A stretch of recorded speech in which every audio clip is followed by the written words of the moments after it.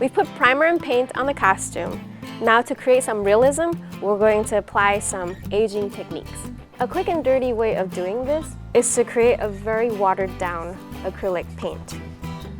I first wet my brush just to make sure that the paint doesn't stick.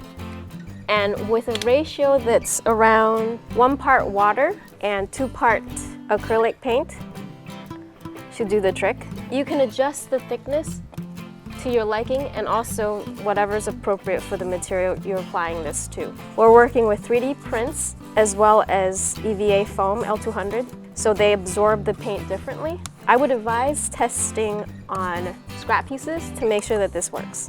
Drag the brush along edges. You're trying to create an effect of wear over time. Usually these streaks are going in the direction of gravity, so make sure that you're applying it in that form. Apply the paint and fairly quickly removing some of it to create that effect that you need.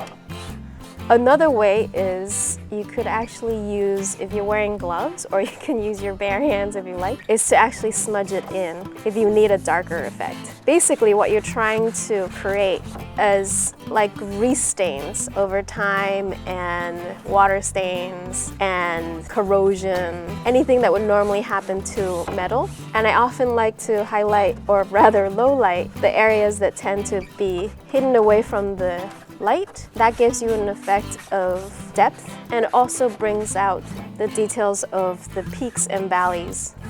A tip on creating proper aging is to make sure that your project is fully assembled.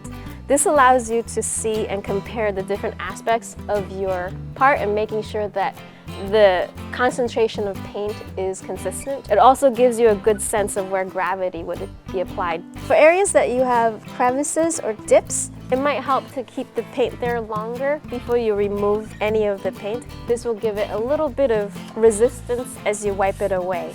And also for places that normally you can see water could collect. Basically, you can never make a huge mistake because weathering just happens. Just make sure that if you really did accidentally spill a giant wad of paint, because it's water-based, you can always get a wet towel and just remove as much as you can from it.